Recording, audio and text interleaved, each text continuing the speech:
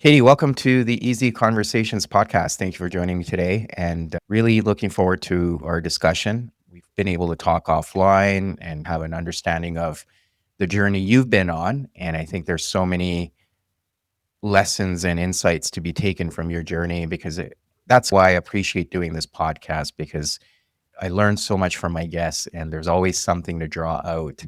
But before we jump into your story, I do want to give you an opportunity to share with the listeners and myself a little bit about yourself, who you are, and what's brought you here today. Yeah. Thanks for having me.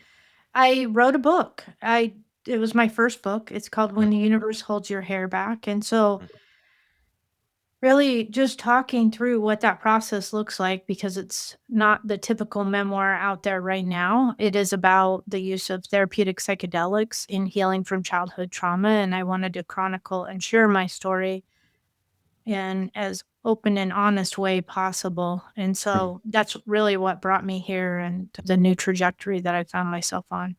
Yeah, for sure. And I appreciate that. So, are you able to, let's just jump right into it. If you're able to walk us through that childhood journey, because I'm assuming at some point you realize that maybe there's more to be done, and I'm sure we'll get to that. But are you able to walk us through that journey initially and what it was like for you? Yeah, I think I had been I had a tumultuous childhood, and like many of us out there that navigate through this kind of successfully and unsuccessfully, from all outside appearances, I looked like I had it together. I was successful. Friends that I had for years weren't aware of my background and my upbringing. My childhood in particular was pretty jarring. I think it should have a trigger warning. I suffered all sorts of abuse and was exposed to drug addiction, alcohol addiction very early. And so I had to navigate that path, keeping my mouth shut and just being an observer. And I was also taught to buck up. You just keep going. You don't look back. You don't tell people what happened. You just keep your mouth shut. And so I did what was expected of me, really. Got married, graduated from college, started a couple of nonprofits, raised my kids successfully. And then at 47, I was just falling apart. Both my kids were leaving the nest. I had been working like 60 hours a week. I had been drinking every night. And any chance I had to really contemplate sort of my life, I would numb so that I'm successful at that as well. Yeah. In that, I'm hearing like there was a lot of it was just swept under the rug until it started to bubble out in different ways. And perhaps alcohol was a form of escape until it wasn't. Mhm. Are you able to share more? I know you said there's a bit of a trigger warning there, but are you able to share what type of trauma you experienced and how, yeah, and then how it was showing up in your adult life? Yeah. My I my biological father was an alcoholic, which I talk about in the book, and so he had given me up for adoption to my stepfather when I was 2 years old, so really didn't know him much Mm, growing up. He was in and out, but he had an alcohol issue and a rage issue as well. But then my stepfather sexually abused me up to really probably the age of maybe 1.5 to 8 years old. The signs became very apparent, went to the police when I was 8 actually and reported it, and he served time. Then my mother remarried a man that was really physically and verbally abusive. That one was actually probably one of the harder forms of abuse for me in particular because I was a teenager, and so really the words stuck to me. My brother ended up moving out at a really young age. He was probably 13 at the time, maybe 12. mm. And so I was alone in the house with this cocaine addict, which we found out later, and really just suffering from his abuse. Like I would come out in the morning and he would just call me horrible names. And so at some point, like really wanted to be like a good human being, I think. And so I was fighting for that intrinsically. However, really at the age of 14, 15. We moved to an island in the South Pacific, my mom and I. And so, long story short, I just started rebelling very secretly, just using drugs, alcohol, traveled around with the Grateful Dead. Knew I wasn't necessarily a lifer though, that I was really concerned about what others would think of me. So I pulled it together, graduated from college, and then really just jumped in like, how can I be perfect? And thinking that perfection in particular was going to allow me an opportunity to escape my childhood. I thought if Mhm. I am really good at being a mom, if I'm really good at being a wife, if I'm really good at my job, people will have no idea. But I knew. And Mhm. so when my son was 18, I was 47 years old at the time. We were at a family reunion and my son sat down next to me at the fire pit. I was like multiple beers deep at that point, and he just said, "Hey mom, I can tell that you're really struggling lately. And I don't know how you survived your childhood, and maybe you should take a year and just focus on yourself, then heal yourself. We got your Mhm. back. We love you." That particular conversation really spurred this, I would say mortification. I was mortified at the time. Like I thought I was doing a really good job hiding it, but my family started catching on and so Mm. held these gentle interventions with me. And as I said to my son, I was like, "You're right. I'll go do talk therapy again." And he's, "Mom, you've tried that. Have you ever thought about using ayahuasca?" Mm. And I was like, where yeah, I guess long story short, he had some friends' parents that had done recently come back from doing an ayahuasca journey, and so they had shared that story with my son, and so when he said that, it made me think, I felt emotionally, I call it emotionally bankrupt. I was out of any sort of credit in my Mm. life, and I knew I needed to do something different. For talk therapy in particular, I was really great at saying, "I'm okay. How you doing? Can Yeah. we talk about how your childhood, what was it Yes. like?" So, it just Yeah. Yeah. Yeah, and I think you're touching on a few things there I wanna bring to the forefront. So first, the perfectionism, as most people can appreciate, isn't kind of way of coping with shame, right? So all the shame you were perhaps experiencing, perfectionist tendencies would mask it at times, but as you can appreciate it, it's not a solution, right? It's a temporary relief until it's not. And the other thing, yeah, even in therapy, if you could focus on other people, you don't have to focus on yourself. And that's where the discomfort comes from. The last piece around it's really interesting that your son brought it to your attention. And I know you're talking about one end, it was mortifying to have that realization or someone else point it out in terms of the reality of it. But then on the other side, what I'm hearing there is permission to heal, and he was giving that to you, and sometimes we need other people to bring it to our attention. So, are you able to connect with that permission piece even for yourself? Was it like that awakening that you needed that, "Okay, maybe it is time for me to finally really do the work?" Mhm. Absolutely. That conversation was a pivotal moment for me because it was a permission slip that he basically said, "Look, you've done a great job raising us. It's your turn now." And I almost called the book "Mom, It's Your Turn Now." It's like that was an inside conversation that might not be best for a book title. Mm. However, I do think that my daughter had come to me and she was a couple years older than my son and my husband. And so it was just like the combination of recognizing like this isn't a way to live. And I'm running Mm. in that silent fear that keeps us moving in sometimes the wrong direction. And so I do appreciate the gravity of that conversation. It really opened my eyes and allowed me to see like I need to do something. And it's no longer permissible for those acts that were put upon me as a child for them to reign my life and to hide from them anymore. So I think there's a Yeah. lot of shame around that. It was never our choice when we're harmed as Mhm. children. But it also can it takes us a while sometimes to convince ourselves that that was not me. That is not who Yeah. I am. I'm gonna return this to the sender. Yeah, absolutely. Yeah, and I think there's a crucial point maybe to explore further is the role your mom was playing. Like, how was that for you? Obviously, it was her partner, and like, how did that relationship play out, and how's it worked out over the years? But I'm curious to understand what was going on at the time when the abuse was taking place, and then follow like in the years after and all of that. Mhm. Most complicated relationship because I feel as I wrote a chapter called Tough Broads and Rainier Beer about my mother because we're from Oregon, so the Rainier Beer, and we come from a long line of tough women. And I think in particular, she did not protect me as a child. There's just no other way around that. I think that she would be the first to admit that as well.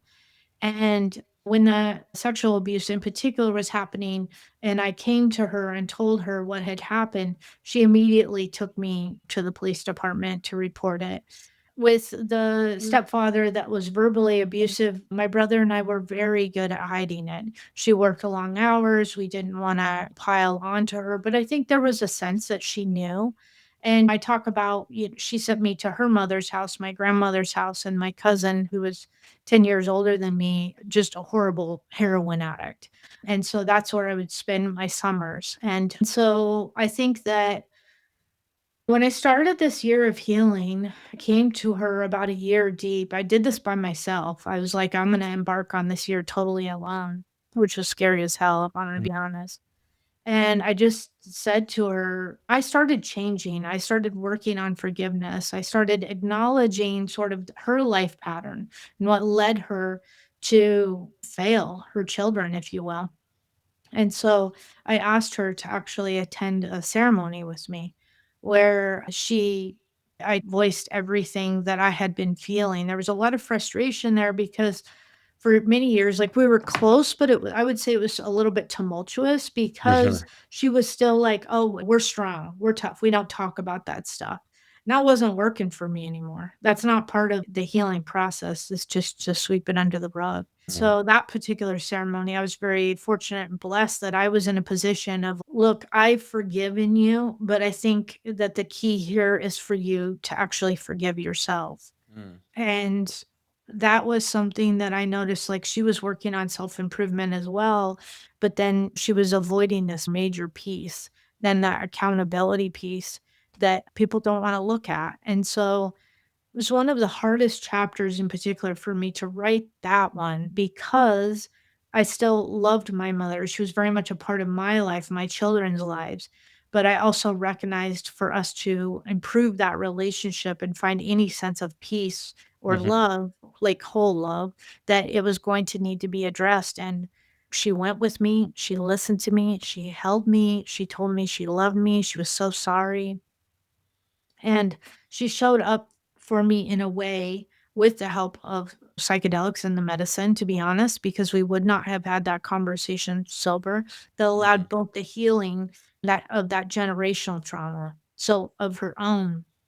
And then when I wrote that chapter in particular, there's some people in the book, let's be honest, like I can't write, I'm not going to write and look at the softer side of humanity when I'm writing about them in particular. What my mom what had the blessing of was to recognize the patterns of her own life that Mm. sort of led her to be the mother and the woman that she was through that parenting process.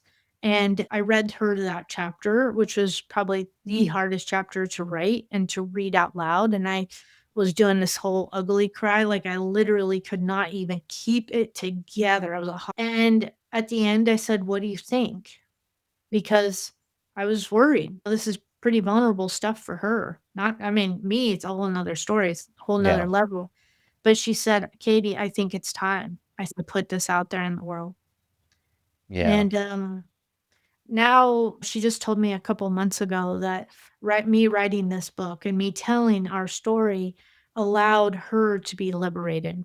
So she was able to find freedom and through my voice and through this book because it is our story. Yeah. Mhm. Yeah. So the healing, as you shared, has taken place in many forms, not only for yourself, but even your mom, and Yeah. not only your relationship, but for both of you as individuals. So that's pretty powerful.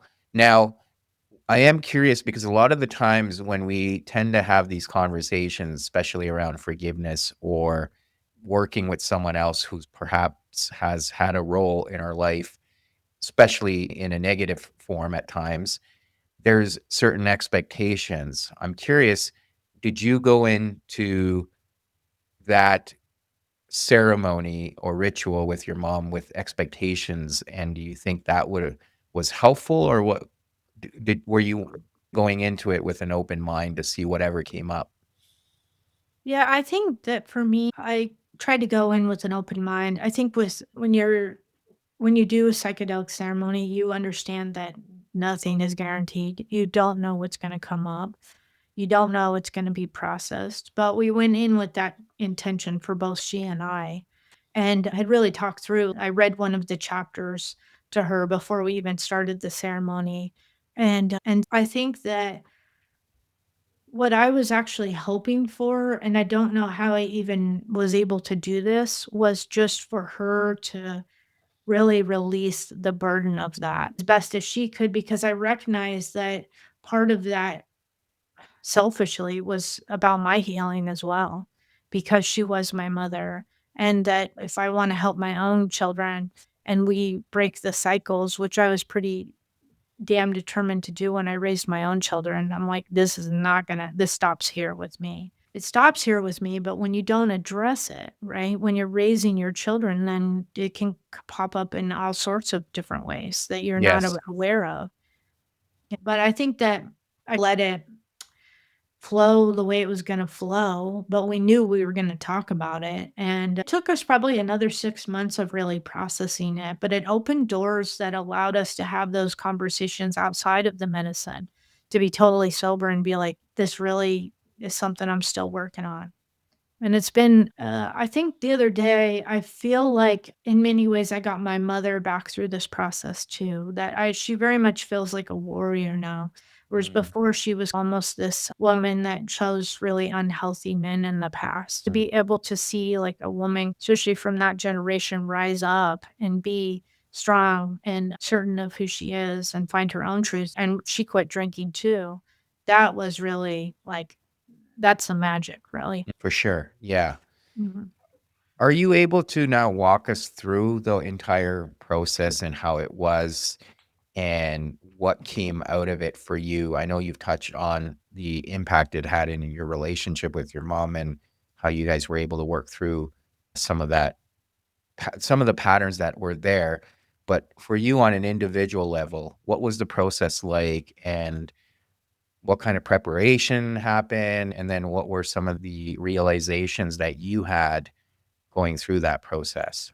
I did research for 6 months. I made sure that I was with very seasoned practitioners that had been working with the medicine for a number of years. I was really fortunate that I was able to find that. It can be a little bit of a wild west out there. I've had multiple conversations even this week as I'm working through the second book that I'm writing. But I just started with psilocybin. And the thing, mushrooms in particular, I was like, gosh, am I going to lose my mind? I haven't done this since I was 18. I knew the legal drugs really well, like alcohol, nicotine, that kind of thing. But I had a real fear and trepidation around psychedelics. So I tried a small amount of psilocybin with a trusted friend and then decided to do ayahuasca. So the first 6 months of my journey of healing, I decided that I was going to do a ceremony every 4 to 6 weeks. Mm, And I jumped in like I do the rest of my life. If we're going to do this, we got to get this done. I was also pretty determined. I was like, I've been living in the shame trauma cycle for years, and I wanna be done with it. I wouldn't necessarily do it that same way again, but it worked because I didn't know any better, so I just jumped in. So, ayahuasca in particular is a very internal medicine. You don't speak, you have facilitators and assistants there to help you. Medicine just takes you where it's meant to take you. Oftentimes, people can for me in particular, I experienced what they call nada, which is nothing, where I would oftentimes fall asleep when I was in the medicine, which Mm. is pretty unusual for someone to do that for so long. But I think the trauma kind of just said the medicine in particular is, look, we'll take care of you. You just go to sleep. But I think that after about 6 months, I was able to actually stay awake, and I remember the night where I just heard a voice that said, "Do you remember the first time I ever did psilocybin, I saw a figure standing behind me." It was like a black figure, black, like, shadowy figure, Mhm. and I thought my one of my she was like my 90-year-old best friend had just passed, and so I just thought it was her. I just assumed, but I didn't spend any time on what was that shadowy figure. Mm. And months into my journey, I had heard a message like, "Do you remember that shadowy figure that was standing next to you?" And I said, "Yes." And they said, "That's all your pain. That's all your trauma. That's your entire childhood. It weighs the same as you, and you carry that around with you every day. Would you Mhm. like to let it go?" And I was, of course, said yes. And the second night in particular, I thought I never need to go back to do another medicine journey again. I'm done. I'm healed. And I had already paid, so I showed up, right? And then the second night, they said, I just heard a voice that said, "Katie, you forgot about shame." Mm. And that was really an epiphany, I think, for me in terms of this medicine, in that it's intuitive and it for your highest good. And if you're curious and open-minded, then it can lead you where you need to go. And sometimes I think us as humans want to control or think that we know this is what I need to heal. You oftentimes hear that with people going into ceremonies like, I got this, it's control for me. But Mm. the medicine will show them something totally different, which may lead back to some other root Mm. cause that is creating these symptoms for them.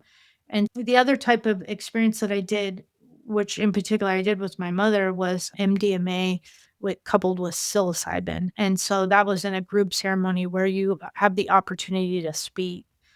MDMA in particular just opens up your heart and you want to share and you want to experience and you have want to have communications and gives you an opportunity to view your life with a really empathetic lens Mhm. and others. So I think that particular medicine is beautiful. And then the psilocybin that comes about 2 hours after you ingest the MDMA allows you the opportunity to engage really with the spiritual realm and the deeper sort of work. I think that people will oftentimes ask me in terms of ayahuasca or the other type of journeys that you did, individual or group, which would do you prefer? And I Yeah. think that both are like they were very instrumental in my healing. And I'm so grateful that I went ayahuasca one and then MDMA psilocybin the next and did that back and forth Mhm. second 6 months. Yeah. Yeah, and I appreciate everything you're sharing. It's interesting, right? You said that even in the ceremonies, you were finding yourself perhaps minimizing or deflecting the issue in a way, saying, "Oh, it's I'm good now." But then more came up, especially around shame, as you shared in terms of that realization. You also touched on with MDMA and coupling it with psilocybin and experiencing the empathy, but then the spiritual side. Are you able to talk more about the spiritual side in your case and what came up for you? Because for a lot of people, there's still a lot of controversy when it comes to psychedelics, right? At times, for various reasons, some people will debate whether on it's plant medicine or is it a drug. There's that debate there. And then there's the other side of, okay, can you not facilitate that realm of consciousness on your own? Or do you need the plant medicine to help with that? So, in your case, if you're able to speak to the spiritual side of it for you, I am curious to hear what that was like. And are you able to cultivate that outside of using the medicine? Yeah, I think you know, my story in the beginning, my aunt and my mom were very, I call them woo. And I Mm. was always the adult. I was like, bless your hearts. I'm going to go pay my mortgage off early and save for retirement. You go do your woo kind of thing. And so it was really interesting because I was not open to that whole other side. Didn't really think about it in terms of psychedelics. I went in there going, I'm going to heal my life. I have no idea. I think these medicines have magic, but I don't really believe in that spiritual side of things. And I got a wake up call. In one particular medicine journey, I remember hearing voices outside of myself it just was repetitive. You are worthy. You are loved. We believe in you, over and over again. It was as if some higher power, spirit guide, whatever you will, was letting me know you need to hear this. We need to intervene. And I recognized probably about a year into this, like, there is so much that we don't know and that we want to get to the spiritual. I think especially in our society today, I would call it a yearning, right? For something deeper. What is missing? Like, we know something is missing, but what is it? Right. And we try as hard as we possibly can to get to that space, to get to that knowing, that gnosis, and it is elusive, right? Because we got to go pay our mortgage and wash our dishes and pick our kids up and do all of the things that this complicated, especially here in the West, we complicate our lives because that's the way we've been raised and taught. So that's just Yeah. what you do. Mhm. And the blessing for me as I went on this journey with these medicines is that it created an openness of awareness of a whole world that existed outside of my limited mind. And in some ways, we do believe in magical things. It's Mhm. all over in organized or not organized, but in religion or religious texts, right? There's all kinds of cool magic happening, right? But then we approach our lives and we're like, that's not real. That doesn't exist for me. It's just in this text that happened 2000 years ago or whatever. But what if it is? What if there is like this mystery and magic and higher power trying to communicate with us, but we have just simply forgotten how to listen? And so Mhm. I think, in particular, with these medicines, it allows an open door. Like, here we are. We've been trying to communicate with you. Now you can do this in meditation. You don't have to do it or you engage in the world that feels like you are in connection with the good, the divine, God, if you will, whatever your higher power or whatever speaks to you. It allows you to know that it is internal and that they have been there the whole time. We just shut off the radio. We can't hear it anymore because that's how we navigate our worlds, I think, Yes. and it done successfully. Because it's really cool when I got spirit guides and they believe in me and they love me, and they were just telling me, and I didn't know it for myself. Yeah, and I agree with you. I have so many clients that come through at times and they're asking the same questions like there's something missing, right? I thought life was about success, some material acquisitions, wealth, whatever the goal was, and now that I'm there, I feel empty and I don't know what to do, and I think that's what you're touching on. And what I'm hearing from you is, at least in your case and for many people, the psychedelics can facilitate that connection that we're seeking, but it doesn't mean that it's only limited to that and restricted to that. And I think part of the reason why, my belief is why people push back or don't believe in it or can be cynical at times is because of shame. And that's something we've already talked about. But shame in the sense of, why would something like this happen to me? Or maybe I'm not worthy of it, or I'm not good enough. And that's what's holding us back from really tapping into this connection. But and then unfortunately that shame gets projected onto others, right? So I think that's part of the reason why I see so many people disconnected, perhaps through shame and not really being able to tie into something and still questioning, okay, why am I here then? And what's missing? So I appreciate all of that. Now, you're talking about the realizations you had. The other thing you and I had chatted about was the next phase that I see in these types of journeys is the integration piece. So, are you able to talk about, first of all, how important integration is? Because I don't think a lot of people put emphasis on that. And then how has it played out for you? Yeah, they oftentimes say that the ceremony itself is like 10%, and then that 90% is when you get home. Right. And I think that for me in particular, integration was really key. I added an integration therapist partway through this journey. She's probably about 4 months. I brought in that because it's hard to navigate, right? You get the spiritual, you get the healing, and you're trying to process all of this again, as an individual I, which we know how that goes. And so I was really fortunate for that. But I do think that really when if you can keep an open mind and you're able to reflect on your life and also notice some of the habits that how do we create good versus bad in our own body and our own mind.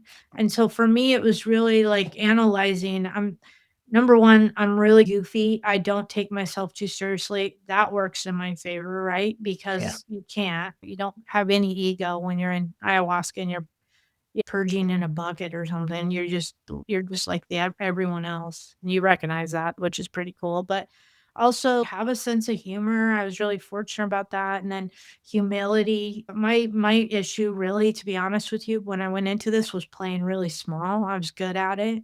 Don't notice me, just look over there. I'll just keep getting stuff done and not take any credit for it. Like that was my issue. And I think that when you go through this process, it can absolutely change your life in incredible, mystical, mysterious ways that you're like, I don't know what just happened, but something changed.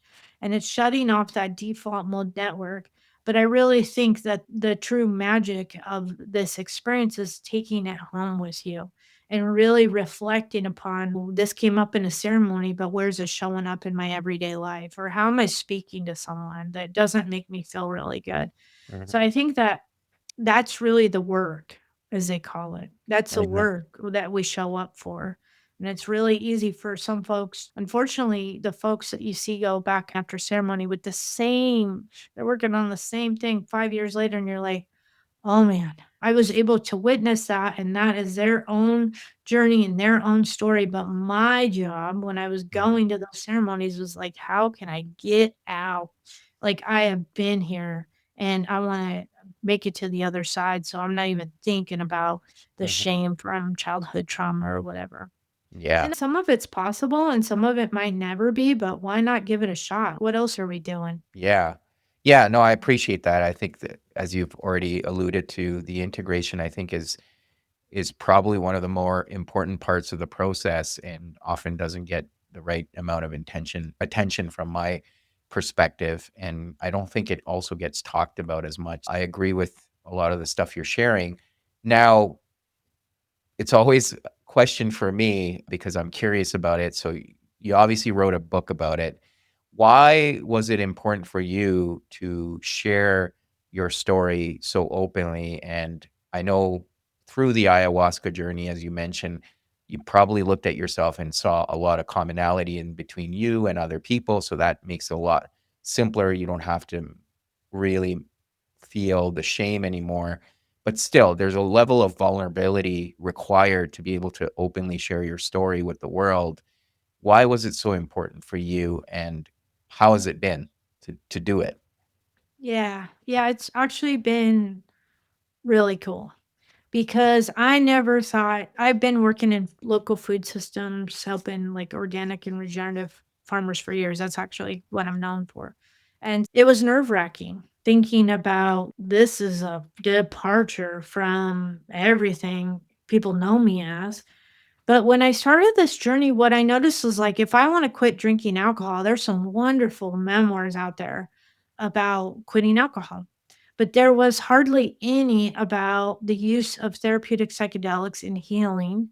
And I was really struggling with finding it. Michael Pollan did a great job with his Mhm. book, and there was others out there, but not really memoirs. And I was like, it's time for this story to be told because I had seen enough people really struggling. And now I do energy work, ironically, after not believing in any of this stuff. So now I'm an intuitive that does energy work.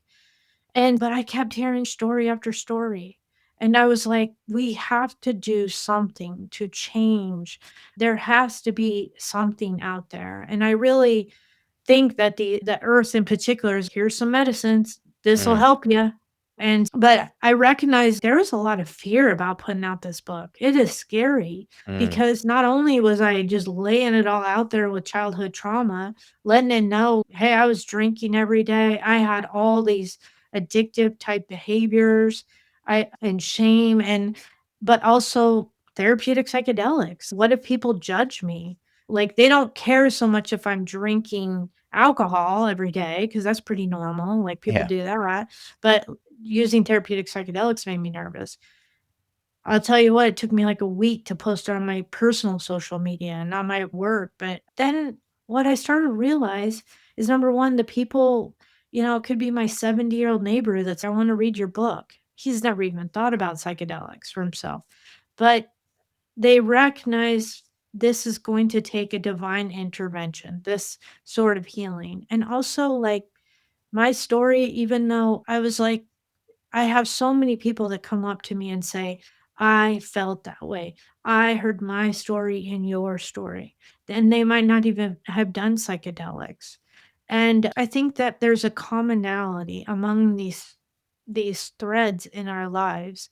And how do we weave it all together to help one another make it through this thing that we call life that can be really scary and lonely and sad and all of the things. But I was really after I had the opportunity to get my legs under me again and look around and say, I'm not doing this alone. I want to help other people, even if I psychedelics aren't for everyone, don't get me yeah, wrong. yeah, But what can I do to be of service from the heart and help others that are struggling? Because some of my family members didn't make it, they are not alive. I mhm, made it. I was very fortunate.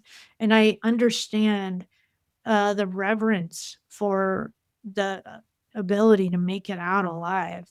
And I feel indebted to not only the medicine, but the opportunity to still take breath. And I really feel a calling to help others in whatever capacity I can. yeah, yeah, for sure. Is it fair to say just like you needed permission to heal, you're trying to offer that to other people in a way in terms of your Mhm. story? Yeah. Yeah. And I just want to offer my story and if it fits for them and if it doesn't. And it wasn't gonna happen if I just put half truths in that book. It had to be just scary and raw and vulnerable and all the things because it's I think we need to start setting a trend that those of us that have made it through this life and seen glimpses of joy for the first time or love or felt a sense of worthiness that has eluded us for half a life or even a full life. Like I feel like the goal is to lift our hand out and just have someone else grab it so that we can all make it out of the swamp Mhm. together, Yes. like Ye shiny and new and clean. yes. Yeah, and I think part of it too is what I've realized is if I can openly talk about the struggle and how I was able to get through it, it no longer has power over me. So it's not even about at times what other people are going to think. It's more about me and myself giving myself that liberation to no longer be stuck in shame because now I'm not keeping it a secret. So it no longer has that power over me. Yeah. Yeah. Yeah. And I think it's empowering to let your secrets out and be like, fewer now Mhm. and I feel better. Yeah. So, and people still talk to me. So that's good. Yeah. And yeah, and I think the other piece, like you touched on, is maybe a part of your story may resonate for someone else. And in that, there's so much power too, that if other people are able to benefit, even if it's a fraction of your story, it doesn't all have to land, that's still helping someone in a way. So Totally. I definitely see that too. Now, so the book's out. What's next for you, and where do you see things going moving forward? And how do you continue to hold yourself accountable to ensure you stay on this path? Yeah. Yeah. I think in terms of accountability, joke that sometimes I'm in my burnout years with accountability because I really hold myself like, okay, it's good to live your stuff, but then there's a line where you're like, okay, give it a rest. But I think that's really been it's cool, right? Once you start seeing the other side of it and you're like, "Oh, yeah, there's this, and this made sense, or this feels right, and what brings goodness into my life and what doesn't really resonate." And there's some cleanup with that, right? Mhm. And so I think that I'm writing the second book. I'm working on that right now, and it's just flowing. The first one I felt like a sense of urgency around it. This next one is just flowing, which is cool, and I think that just there's a whole community out there of people that are just trying to find their way out, and so Mhm. I think that I think my jam really is building community. That's where I've been with the food system work that I've done. That's been really fun and brings me great joy, and now I'm trying to do it around this movement of let's help each other out. Let's find a way through it. And I do energy work, so that's been going really well, and I have a practice with that. So I work with people and help them. Awesome. No, that's great. Katie, thank you so much for this conversation and sharing your story, including some of the realizations and insights you've had and how you're taking all of that and hoping to share it with others, which you already have in the form of the book, but other ways as well. Now, for listeners that want to learn more about your book or the work you're doing, including your upcoming book, what are some ways they can find all of that?